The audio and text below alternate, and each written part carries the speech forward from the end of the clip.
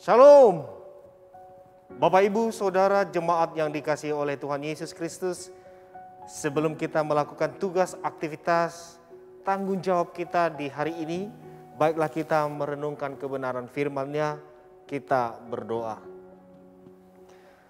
Ya Tuhan, kami mengucap syukur atas kasih karunia-Mu bagi kami di hari ini.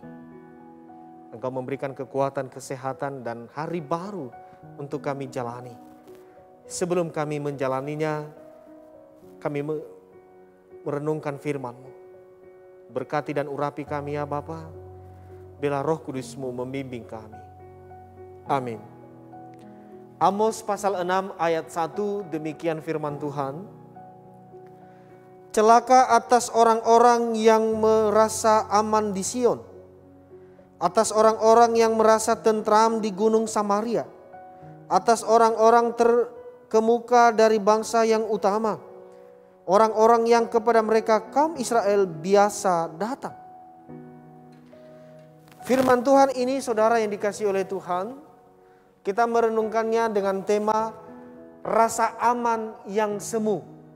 Sekali lagi, rasa aman yang semu.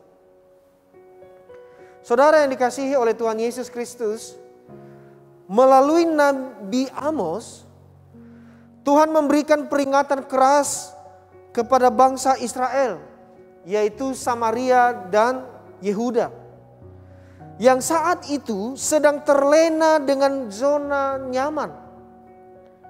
Mereka sudah berpuas diri dengan keberadaan mereka saat itu. Mereka berpikir bahwa keberhasilan secara materi adalah bukti bahwa mereka hidup di bawah berkat Tuhan. Itulah sebabnya mereka merasa aman di Sion dan merasa tentram di gunung Samaria. Sion adalah kota yang menjadi pusat peribadatan bagi bangsa Yehuda, tempat di mana mereka biasa melakukan ritual keagamaan dan mempersembahkan korban kepada Tuhan. Mereka berpikir semua yang diperbuatnya itu berkenan di hati Tuhan.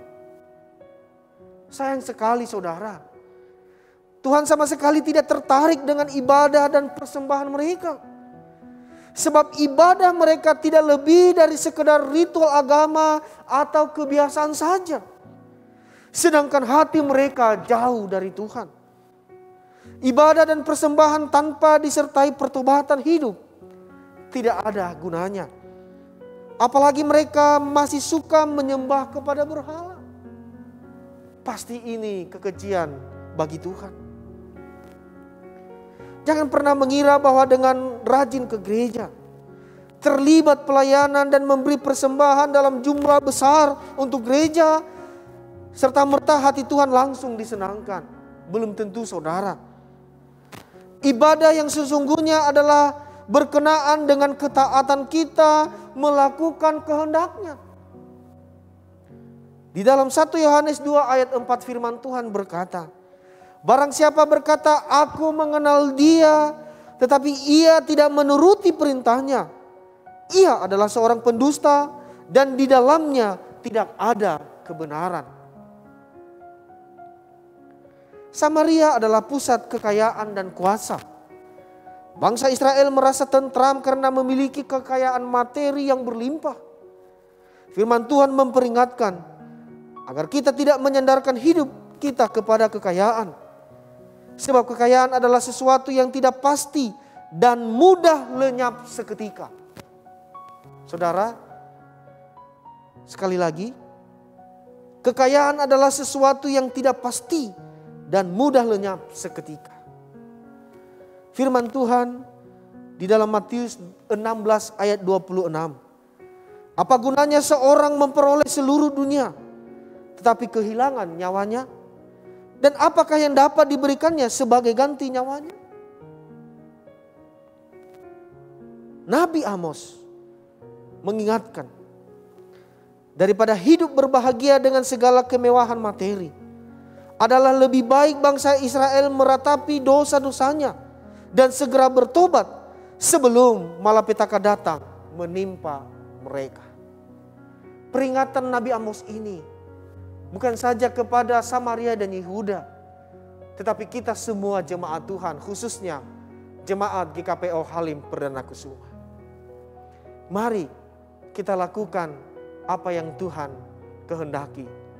Ialah memberlakukan, menghidupi perintah firman-Nya di dalam kehidupan kita hari lepas hari. Kiranya Roh Kudus menolong saya dan saudara untuk melakukan perintah firman-Nya. Kita berdoa. Terpujilah Engkau ya Allah kami yang hidup, yang mengingatkan kami kembali untuk melakukan apa yang Engkau kehendaki, ialah perintah firman-Mu. Tolong dan bimbing kami oleh kuasa Roh Kudus-Mu, agar firman-Mu dapat kami lakukan di dalam kehidupan kami hari lepas hari. Terangi kami oleh kuasa Roh Kudus-Mu ya Tuhan. Terpujilah Engkau. Terima kasih atas firman. Dalam nama Tuhan Yesus Kristus, kami berdoa dan bersyukur. Amin.